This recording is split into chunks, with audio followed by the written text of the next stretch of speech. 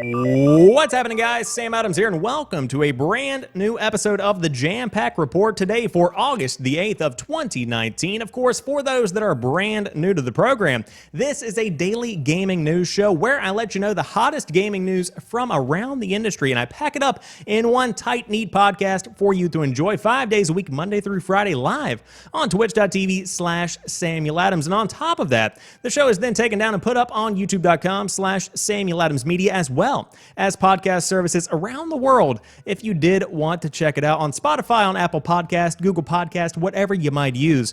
You can probably find it on your platform of choice. But what are we going to be talking about today? Specifically, our headliner, Death Stranding, is no longer listed as a PlayStation 4 exclusive, meaning it could very well be coming to PC. Xbox unlikely, but PC, ooh, that very well could be happening. On top of that, the Entertainment Software Association has announced they are working directly with Sony, Microsoft, and Nintendo to disclose odds on loot boxes, and that's all happening in the midst of Rocket League actually ditching paid randomized loot boxes in exchange for a pretty standard microtransaction model, which very well could change how you see and play Rocket League in the future. Then, Borderlands 3 publisher confirms sending private investigators after a YouTuber over leaks. That's not that good of a look for Take-Two, but on top of that, if you're leaking information, you probably should definitely keep your door locked because they will definitely come for you. But speaking of Borderlands 3, it is going to let you pick between resolution and performance on the PlayStation 4 Pro. Which one would you rather have more of? Better performance or a higher resolution? I'd prefer the performance. But Twitch has unveiled its own desktop broadcasting app for those out there wanting to start creating their own content or sharing their gameplay. But to round out the day, of course, World of Warcraft Classic is coming around the corner, but you might have lost track of your friends over the years that you used to play WoW with, or maybe even that you met in the land of Azeroth. Had to think about it, almost said Asgard. Well, guess what? I've got good news for you. You could track them back down thanks to a handy tool that Blizzard has created to do just that, reconnect you with your old World of Warcraft buddies.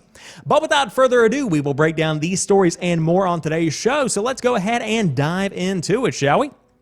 First off, Death Stranding is no longer listed as a PlayStation 4 exclusive, so is a PC announcement in the coming days. We don't talk about Death Stranding very much here at PC Gamer because, as far as we know, it's going to launch as a PlayStation 4 exclusive. We hold out hope, they say, that it will come our way eventually. Never forget that a 2015 Q&A released when Kojima Productions opened its doors said that the then unnamed project would come to PC after a stretch on the PlayStation, but for now, well, it seems like a distant dream. It may be slightly less distant than it was a few days ago, however. As noticed by a Vestin over there on the Reset forums, Death Stranding is no longer listed as a PlayStation 4 exclusive, and yes, it used to be. The Wayback Machine indicates that as recently as May the 26th, it was in a list of PlayStation 4 exclusives. That listing is from PlayStation's Australian site, but it's also gone from the UK, Portugal, France, and Germany. It's been removed across the board as far as I can tell. Beyond that Q&A from long ago, there are wispy threads of optimistic finger-crossing suggesting that Death Stranding will come to PC sooner rather than later, which we all dove into a few months ago. On the whole, it relies pretty heavily on wishful thinking, at least as far as an imminent PC announcement goes, but on the other hand, and then there is a tweet from Jeff Keighley, quote, "Excited to announce Hideo Kojima will be live in Cologne during Gamescom opening night live on Monday, August the 19th to premiere an exclusive new look at Death Stranding. ONL will stream around the world across all major platforms." So hey, in this crazy mixed up world we live in, you never know what's going to happen next. We will have a couple of our best men from PC Gamer at Gamescom, and we'll let you know if anything interesting happens at the show. So the big question here, could Death Stranding actually be coming to the PC platform and ditching the PS4 exclusivity? And I think that it very well could, and that makes perfect sense because of the competition that Sony and PlayStation are going up against in the form of Microsoft and Xbox. Of course, these companies pretty much synonymous with each other in the gaming space, the head-to-head competitors, if you will. So let's talk about what Microsoft and Xbox are doing. We see them acquiring all these big studios. We see them pumping out Xbox exclusives that are also going to be releasing on PC on the same day and date. made, and also on top of that, many coming to Xbox Game Pass, which increases the amount of people that will be diving in on day one and increasing that pool of players from the very get-go. That is incredibly enticing. I don't care who you are. To have that many people playing a game on day one, regardless of how it is achieved, is something that is worth taking note of, and Sony, without a doubt, is beginning to take note. Now, on the PlayStation side of things, you do have incredible games. Generation-defining games, if you will. You have Spider-Man, you have God of War, you have Uncharted, you have Infamous, you have The Last of Us. These are some of the biggest names in the gaming industry, and they're all only playable on PlayStation. But what about the PC gaming market? That's a huge portion that no one ever takes into consideration. I think that personally, Death Stranding is the perfect little example of an experiment. It is a game that could, obviously it's going to do well on PlayStation 4, could be the experiment we need to see if a PlayStation 4 game could perform well on PC in addition to being released as a PlayStation 4 console exclusive. And personally, I think that's where exclusivity in the gaming industry is trending towards whenever we're talking about the rest of 2019 into 2020 and beyond. It's no longer going to be a console exclusive that PC players don't get, especially if Microsoft continues to play the game in which they're playing it, where you do have this kind of cross-platform, cross-release for a lot of Xbox exclusives as PC games as well. I think that's going to change the entire game, and you could just be seeing more console exclusivity as compared to necessarily just on console exclusive games. But that's just my 2 cents on it. Death Stranding very well could be coming to PS4, and of course, guaranteed to come to PS4, but also coming to PC on the same day and date. At least we will see what happens at Gamescom, and this very all, it could not happen at all. You could be seeing the game released as a PlayStation 4 exclusives, but you never really know what's going to be happening here. Could be a pretty good time. Now, moving on, we have new talk about loot boxes in the gaming industry because the ESA is teaming with Sony, Microsoft, and Nintendo to disclose odds on loot boxes. New initiatives will reveal the hard numbers to consumers. The Entertainment Software Association has announced that it's working with Sony, Microsoft, and Nintendo on new policies openly disclosing the odds on loot box mechanics in video games that feature them. This is similar to the practices followed by iOS and Google Play for its mobile titles. The news was announced earlier today at the Federal Trade Commission's Inside the Game workshop during a segment focused on the controversial gaming mechanic. Quote, "I am pleased to announce this morning that Microsoft, Nintendo, and Sony have indicated to ESA a commitment to a new platform policy with respect to the use of paid loot boxes in games that are developed for their platform," stated the ESA's Chief Counsel of Tech Policy, Michael Wernicke. This announcement was then followed by a new posting on the ESA's website stating that the voluntary initiatives will require paid loot boxes in games to disclose information on the relative rarity or probability of obtaining randomized virtual items. The new information will be posted on future video game releases or added to titles that receive loot box mechanics post-release, such as what we saw with the Crash Collection a couple of weeks back, or at least the Crash Bandicoot, Crash Team Racing Nitro Fueled. There it is, popped into the brain. While the major console platform holders are already on board with the new practices, many publishers are expected to follow suit by the end of 2020, including, and this is pretty notable, Activision Blizzard, Bandai Namco, Electronic Arts, Ubisoft, Warner Bros., and Take-Two, among others. This initiative is clearly a step by the industry towards making loot boxes, currently in the firing line, more of a legitimized mechanic, but some would argue that it may do little to quell some of the more predatory elements given that it is ostensibly gambling. Information is always important, and consumers should have access to the hard facts and numbers about products before they commit their time and money to them. But will knowing the odds prove a positive step towards the bigger problem of loot boxes when it comes to addictive personalities, appealing to children, or real money microtransactions? Plenty of lotteries provide the hugely unlikely odds of winning for their respective players, but are still paid into by armies of people weekly. While offering more accurate information is certainly better than doing nothing at all, I'm personally unsure as to how much it will calm the current disdain towards loot box mechanics, which remains one of the modern gaming industry's most hot-button topics. And as Domino says in the chat, never tell them the odds. Never tell them the odds. But very interesting story here, and it's definitely a move that I didn't expect to see. Quite frankly, I thought this was all going to continue in the trend that it certainly was trending in, which is that loot boxes are an unstoppable disdain on the gaming industry. But no, a lot of people are more hostile towards the mechanic than I personally am. In my opinion, when it comes to any kind of microtransaction in the game, whether it be randomized or whether it be something that is earned and purchased, whatever it could be, if you can earn that item through game time, in a reasonable amount of time in-game, then it's perfectly fine to give consumers a route to purchase that item or to at least throw some dice and try and earn that item in a shorter period of time if they do so choose. Now, when it comes to randomized items, that definitely puts a bit of a skew on it because you could have very much so a gambling take on that, and that can be very much so addictive to a specific kind of person, and especially children, if they have access to their parents' credit cards and they don't understand the concept of money. That can be a very, very dangerous situation that can lead to some very big credit card bills, some angry parents, and also on top of that, I've heard stories about people that are, I don't want to say inebriated, but are sometimes mentally disabled, mentally handicapped, whatever you want to label it. They are taken advantage of in a big, big way. Not necessarily, targeted, but they're more susceptible to these kind of business practices, and that's not a very good move from gaming companies, from publishers, to insert these mechanics into the game. And so every step should be taken to ensure that the probability of earning something through randomized mechanics is disclosed to the gamers and to those that are above the gamers, whether it be parents, whether it be caretakers, whatever it might be. As many people as possible need to understand the option they have here when it comes to the randomized loot boxes, but on top of that, the probability this option does present to get what you actually want within the game. Now again, should loot boxes and should microtransactions be in games at all?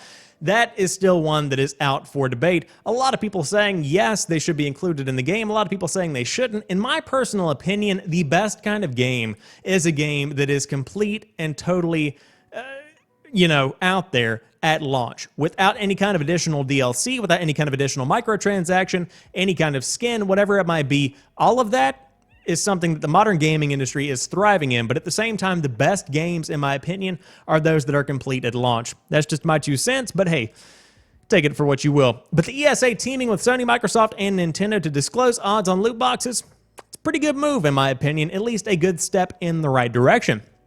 And simultaneously, Rocket League is ditching paid randomized loot boxes. This is a pretty good move, although one that is still getting a lot of kickback from the community. Rocket League sure has gone through a lot of changes, hasn't it? Since it exploded in popularity right off the bat in 2015, developer Psyonix has been admirably committed to improving and expanding the quirky sports game. At one point, that included the introduction of crates, paid loot boxes you had to buy keys to open. For some, they soured the experience, but the good news is they are now planning on getting rid of them. Here at Psyonix and Epic Games as a whole, which of course Epic Games bought Psyonix a couple of months back, we are dedicated to creating the best possible experience for our players all over the world, said the studio in a new blog post. In pursuit of that goal, later this year, we will be removing all paid randomized crates from Rocket League, replacing them with a system that shows the exact items you are buying in advance. Not all premium services are going away, however. The Rocket Pass, DLC vehicles, and esports shop items will still be available for purchase, and Psyonix is simply removing the random element from the crates and will let you see what items you are getting for your money before you pull the trigger. Microtransactions will still be in Rocket League, but at least you won't be splashing out on cosmetics you don't actually want. So what do you think of this change to Rocket League? A lot of people don't actually like it. I have seen some people saying they are turning Rocket League into Fortnite, and most notably, that's pretty much the standout comment. Quite frankly, because people hate, loathe, despise Epic Games. For what reason? Still up in the air. I don't really have anything against the company, and I think this is a pretty good move in the right direction for Rocket League. But a ton of people very upset about the fact that randomized loot boxes are going away. I don't get the gaming industry sometimes, and I certainly don't get the gaming community, but here we are. That's where we are in 2019. Now, I will say that for those that are comparing this business model to that of Fortnite, you are not entirely wrong. You do have the Rocket Pass, which is essentially the Battle Pass. You do have these in-game microtransactions as far as skins and other cosmetic items go. That is very much so like Fortnite, so I totally get where you're coming from with this. But to be quite frank, the Fortnite business model doesn't take advantage of people. The Fortnite business model simply gives you what you want in exchange for a couple of bucks, or even in Fortnite's case, earnable in-game V-Bucks, which the last time I checked were pretty dang fair. That's just my 2 cents, though. And again, I'm probably going to get some flack for that, but hey, it's not a big deal to me, and I don't think it should be to you either. But hey, you're your own person. You can decide what you take offense at anytime you want. I will say that Rocket League ditching the paid loot boxes is a pretty big deal. because it is one of the biggest games out there right now, one that continuously brings people back time and time again. People love Rocket League, and so for them to be ditching loot boxes is definitely a big statement within the gaming industry. And of course, in the chat, we have the statement, people are so easily satisfied. You love it, you hate it, sometimes you hate it, sometimes you love it, sometimes you do both at the same time. That is the nature of the beast in the gaming industry. But you know what Take-Two really hates? They really, really hate when people talk about Borderlands 3 behind their backs. So much so, they send out investigators to see what this YouTuber is up to. The Borderlands 3 publisher confirmed sending private investigators after a YouTuber over leaks. Borderlands 3 publisher 2K Games, excuse me, not Take-Two Interactive. I'm sorry. In association with Take-Two Interactive, has confirmed that it sent private investigators to the home of YouTuber Supmato as part of an investigation into Borderlands 3 leaks. Take-Two Interactive, there we go. See, I knew they were involved. The parent company of Borderlands 3 publisher 2K Games has shed some light on its side of a story that caused the hashtag Borderlands 3 boycott, or even boycott Borderlands 3 to trend on Twitter. The hashtag was created in response to a YouTube video below by Borderlands YouTuber and streamer Supmato. The creator previously leaked a number of details about Borderlands 3, so much so that it caused Take-Two to investigate him. In the video, Supmato says he was approached by two private investigators who arrived at this home unannounced to ask about Borderlands 3 leaks he had been posting. The YouTuber explained that he didn't get the unannounced information in any malicious way, but Take-Two believes differently. The company has issued a statement that it did indeed send private investigators to Supmato's home as part of a larger investigation into the source of Borderlands 3 leaks that has been going on for 10 months. One particular incident both parties referenced is the discovery of a Twitch extension, which was accidentally shown off ahead of time thanks to an unlisted video on the official YouTube channel. Said video also included screen names of testers. This wasn't found by me. It was also posted on various platforms like Reddit and other social medias. That's how it was brought to my attention, so quite a few of us decided to follow these accounts because, well, simply put, we could, said Supmato. Take-Two, however, says some of the information Supmato shared with their audience was obtained through a Twitch exploit that allowed them to access private test streams, which they used as a source. Quote, the information he is sharing about the situation is incomplete and in some cases untrue, said 2K. Not only were many of his actions illegal, but they were negatively impacting the experiences of other content creators and our fans in anticipation for the game. Many of these videos have now been deleted. Take-Two and 2K take the security and confidentiality of trade secrets very seriously. The action we have taken is a result of a 10-month investigation and a history of this creator profiting from breaking our policies, leaking confidential information about our product, and infringing our copyrights, it added. We will take the necessary actions to defend against leaks and infringement of our intellectual property that not only potentially impact our business and partners, but more importantly, may negatively impact the experiences of our fans and consumers. Interestingly, Twitch and Discord were both also investigating Supmato. Discord actually deleted the YouTuber's private server for, quote, selling, promoting, or distributing cheats, hacks, or cracked accounts. And according to IGN, Supmato shared more leaks through the server for a $5 subscription to his channel. For now, Supmato is taking a break from making videos, saying he doesn't know if he'll be returning for Borderlands 3's release this coming September. And so, what is the overall lesson here? Number one, if you have insider information, you probably should make sure you can share it before you put out the info, even if you did do a bit of digging. Now, I will also say this doesn't look good for Supmato because, quite frankly, if you are confident that you didn't do anything wrong, then why would you delete the content that you put out?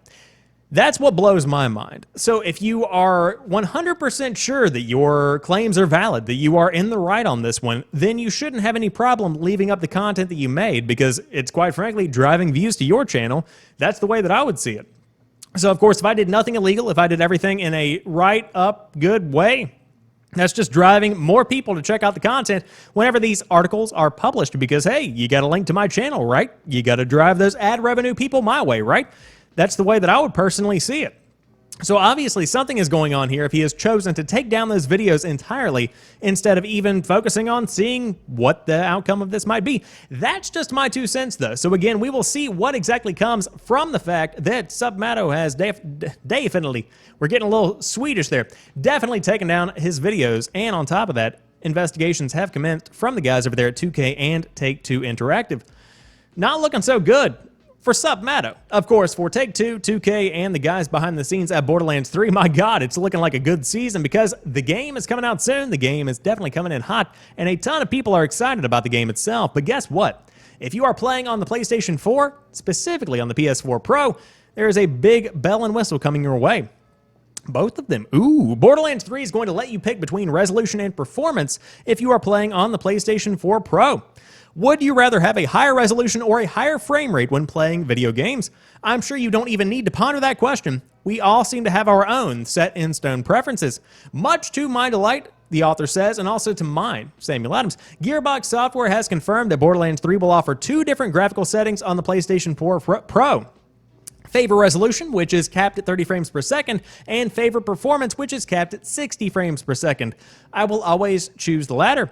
There is super sampling support too. Even if you only have a 1080p television, you can still benefit from the favor resolution mode. The game will super sample from the high resolution using the console's hardware, so the 1080p output will look sharper in this mode than it normally would.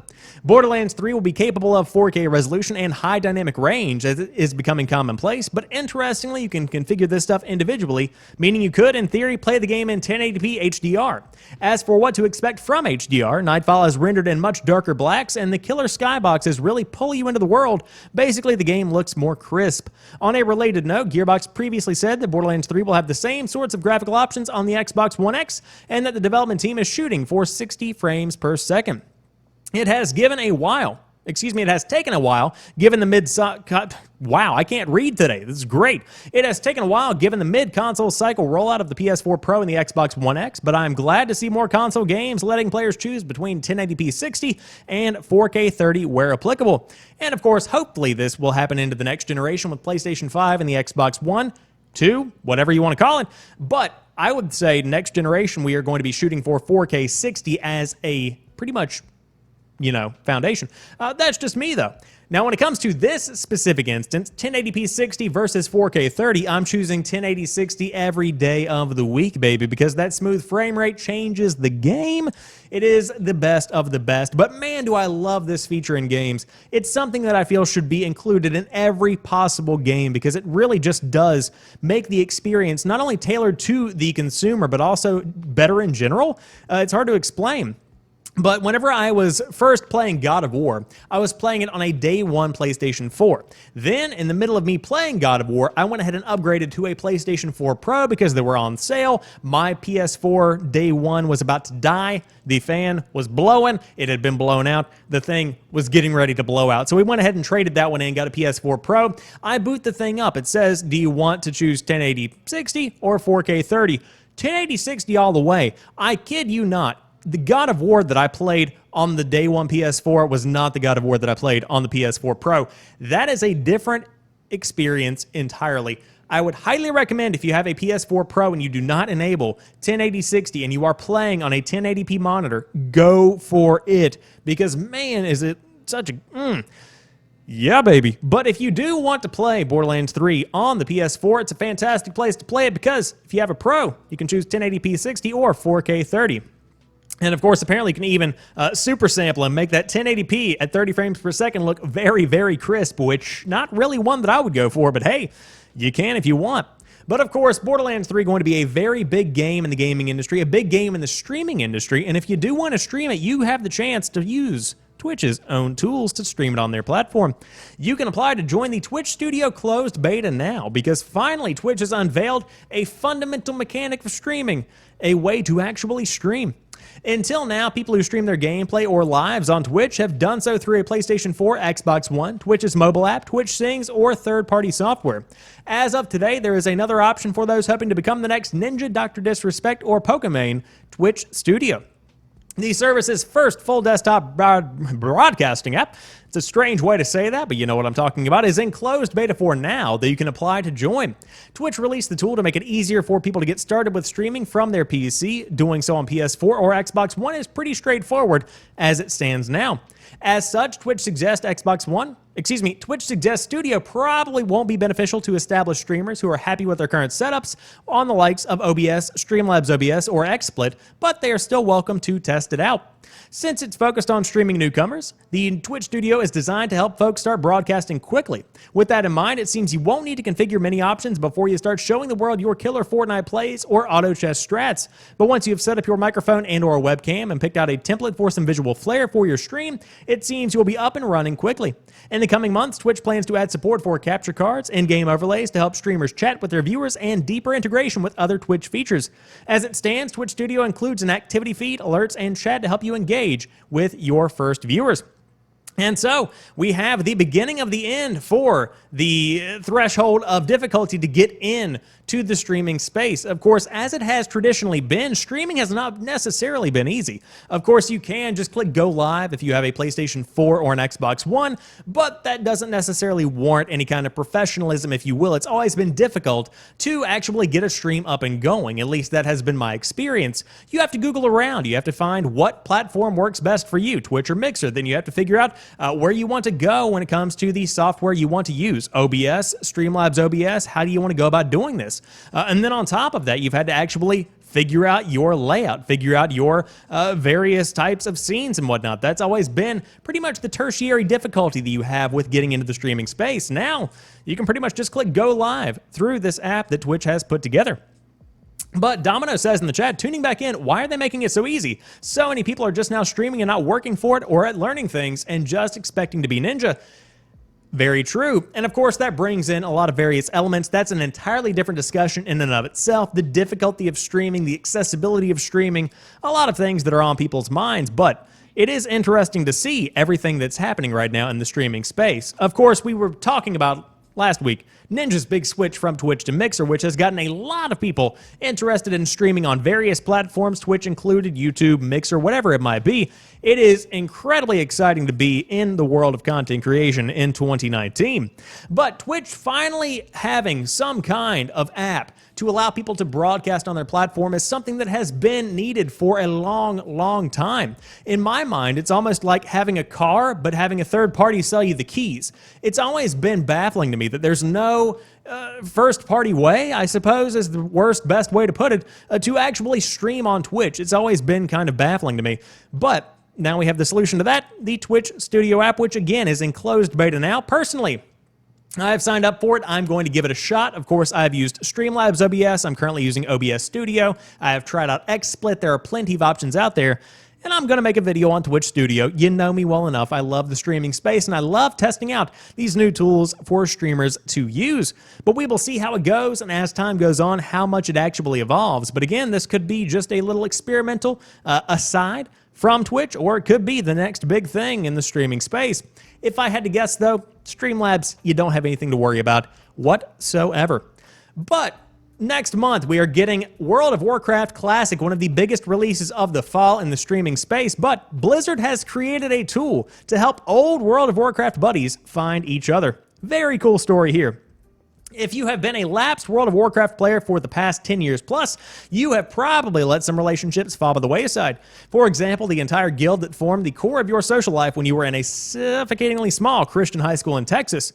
Maybe you have found yourself sipping a beverage in the loneliest corner of your local bar, wondering whatever happened to those folks and why didn't they let me complete my Tier 2 armor set before the first expansion came out, those dicks. Well, with World of Warcraft Classic around the corner, Blizzard is now trying to help you, and certainly not me, get answers to both of those questions. Blizzard has launched a forum tool called Classic Connections 2004 through 2006 with the goal of helping pre-expansion WoW players find each other again. Its structure is pretty simple. You start by selecting Horde or Alliance and then what type of server, PvE, PvP, role-playing PvE, or role-playing PvP you used to play on.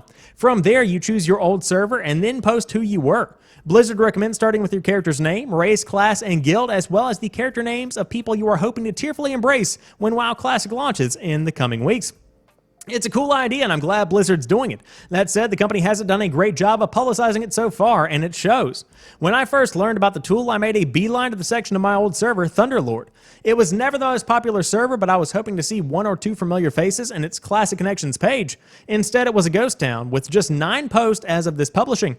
I got a nostalgic dopamine boost from recognizing a couple ancient guild names, but otherwise, I came away from the reanimated skeleton of my teenage years with more questions than answers. On that note, if anybody reading reading this has ever played with a Tarn shaman named Athnahan? Sure, why not? This is from Nathan Grayson over on Kotaku, so that makes sense. On Thunderlord, that was him. Hit him up in case you hated me. In that case, don't. But overall, cool tool nonetheless.